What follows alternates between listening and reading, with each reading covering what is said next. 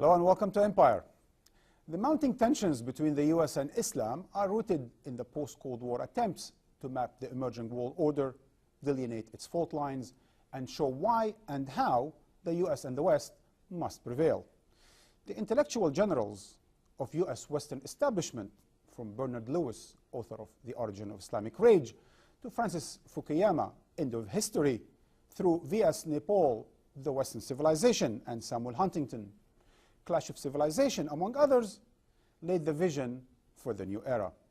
The tragic 1993, and more importantly, the 2001 attacks here in New York, helped reduce these mostly discredited theories into a simplistic but dangerous US clash with Islam and escalated US efforts to dominate and transform the greater Middle East region.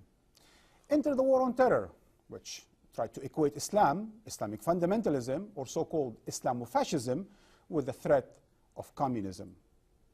The election of Barack Obama as the first minority US president with Islamic roots and sensitivities raised hopes that he would improve America's relations with the Islamic world on the basis of mutual interest and mutual respect. But the audacity of hope has recently been eclipsed by the reality of war and the politics of fear, polarizing America and confusing the rest of the world. Will the real America please stand up?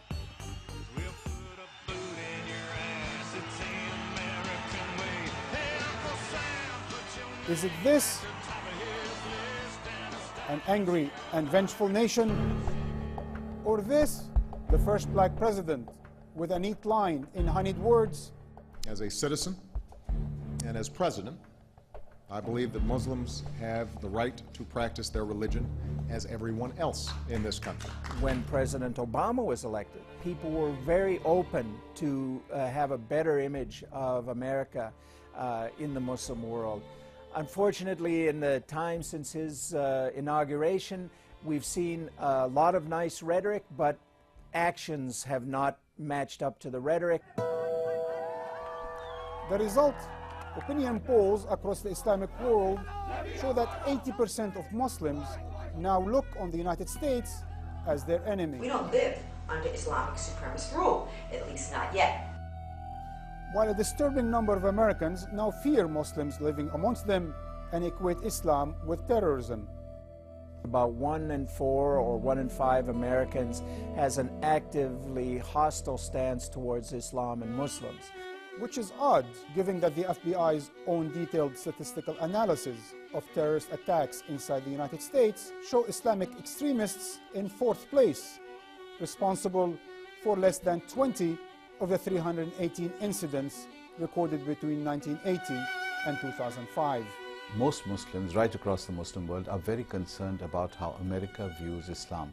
And they had the impression, rightly or wrongly, that America does not like Islam and is even involved in a fight and a battle against Islam. The extreme opposition to a very modest proposal for a distinctly non-extreme cultural center quite some distance from ground zero brought the simmering intolerance front and center. We'd be quite happy to have a mosque built near the World Trade Center the morning that one church and one synagogue are opened in Mecca.